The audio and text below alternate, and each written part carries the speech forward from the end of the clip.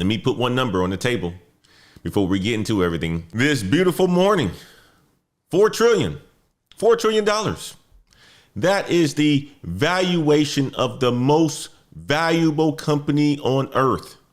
And on yesterday, that company changed hands. You guys are, what is Antoine talking about this morning? Well, you guys may not have heard. There was a change of hands on yesterday. The CEO of Apple stepped down. 15 years at the CEO level. Done. And the man taking his place is not a software guy. It's not a services guy. It's not a marketing guy or a sales guy. He is a hardware engineer. Spent 25 years at Apple. Built Apple Silicon. Built the Vision Pro. That is not random, guys. That is a signal. The builder economy just took over. The most valuable company on the planet. I want you guys to listen in on what the news is saying about this, because this is a big deal. You guys may not think it's a big deal, but it's a big deal. Tim Cook, the man who's been at the helm for 15 plus years and is now stepping down. Interesting timing on this one. Check this out. Tim Cook is going to become Apple's executive chairman, stepping down from the CEO role. Tim Cook to become Apple executive chairman. The new CEO of Apple, John Ternus, is to become Apple's CEO. Ternus is currently SVP of hardware engineering. This will be effective September 1st of this year. This transition approved unanimously by the board of directors. Cook will continue his role of CEO throughout the summer as he works with Ternus on a transition. And then the press release here is saying Cook will assist with certain aspects of the company, including engaging with policymakers around the world in the role of executive chairman, which he will assume as of September 1st, while Ternus, SVP of hardware engineering, becomes the CEO. Just going to read a quick note here in the press release from Cook, a quote from Cook saying, John Ternus has the mind of an engineer, the soul of an innovator, and the heart to lead with integrity and with honors, noting that he has contributed to Apple over 25 years. So this is a big change for Apple, perhaps not unexpected. The stock down about 2% in after hours trading, but there has been a lot of speculation that Cook might be leaving that CEO role. Now we have the news. September 1st is the date. You guys heard it. And that is not the only thing moving today. Iran ceasefire expires on tomorrow night, Wednesday at midnight. Brent crude is sitting at $96. Gas is over $4 a gallon in most of the country. Netflix just posted $12.25 billion. Tesla drops earnings tomorrow. And three giants report this morning: defense, healthcare, and banking. One day, we're going to get four signals and one clear message. Ultimately, what I'm seeing in the data is that the economy is splitting. The builders are pulling ahead and the coordinators are getting squeezed. And I want you guys to think about that in this show. Think about that.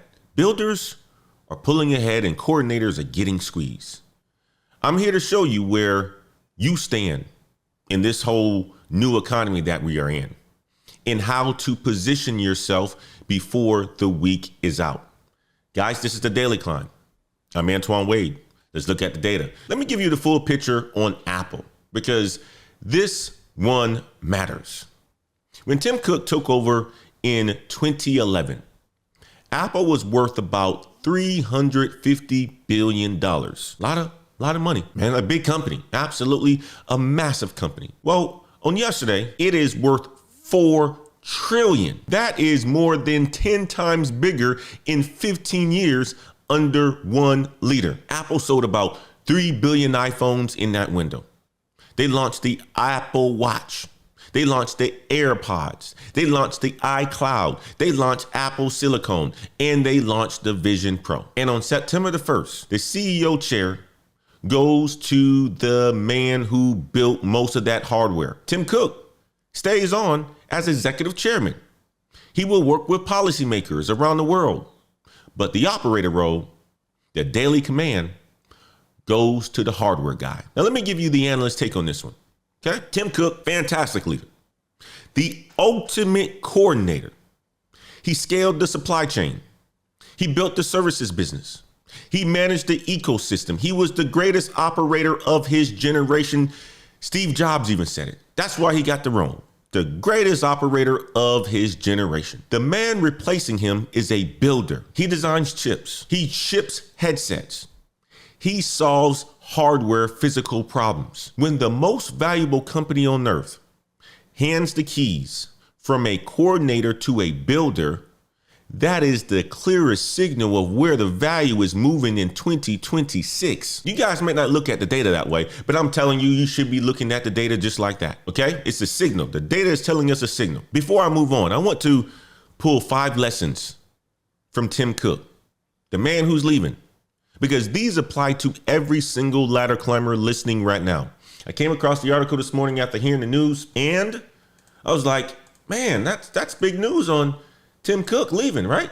Well, it's big news. A whole bunch of people got a lot to say about this. But I came across this article on 5 leadership lessons from departing Apple CEO Tim Cook, and I want to share them with you. Lesson 1, ask hard questions. Tim Cook was known for slicing people up with questions. He did not yell. He did not threaten. He just asked. And he kept asking until he got the truth. At your job right now, in your job search right now, ask the hard questions. Is this role still going to exist in 12 months? Is my skill still, is my skill set still the answer? Is my paycheck funding growth or funding somebody else's exit plan? Those are hard questions that a lot of people don't want to answer. You got to ask the questions. Lesson number 2, create your own version of success. That's what Cook did. He replaced Steve Jobs. He could have tried to be Steve Jobs if he wanted to. He did not. He was himself and built a company 4 times bigger than what Steve Jobs built. You do not have to follow your manager's career path. You do not have to follow your parents' career path. You build the one that fits your lane. Lesson number 3, know your strengths. Apple did not win the AI race. Cook did not even try it. He leaned into what Apple was actually good at: hardware, integration, and ecosystem. You need to know what you are actually good at, not what you wish you were good at, not what looks good on LinkedIn, what you actually do better than most people around you. Lesson number 4, pick up the phone. Cook was the only big tech executive who called Trump personally. That relationship got Apple tariff exemptions worth billions of dollars. Diplomacy paid the bills. So in your career, pick up the phone. Email is cheap. Slack is cheaper. A live conversation is where trust gets built. A live conversation, a live stream, is where trust gets built. Think about it. Lesson number 5, value your experience. In 2014, Cook became the first Fortune 500 CEO to come out publicly. He said he did it for the kids who were struggling. He knew his experience could change somebody else's life. Well, check this out. You all have experience as well. Your experience is the asset. Your story is a differentiator. Do not hide what made you you or what made you who you are. That is the thing that AI cannot replicate. I want you guys to type signal in the chat if you see where this is going. Type signal in the chat, okay? Now, here is who gains under the new Apple leadership. Here is the benefactors of all this. Silicon design engineers, $150,000 to $650,000 a year. Hardware systems engineers, on-device AI engineers, AR hardware engineers. And every one of Apple's competitors is hunting these same people. NVIDIA is hunting them. Grok is hunting them. Tenstorrent is hunting them. Cerebras is hunting them. All trying to pull Apple silicon talent before the new CEO gets settled. If you are in hardware, if you touch chips, if you build physical things, your moment is here. That's what I will tell you guys. That is what I will tell you. This is the builder mode. This is the builder economy. People who build, whether it's physical things, going to be valued. Whether it's businesses, going to be valued.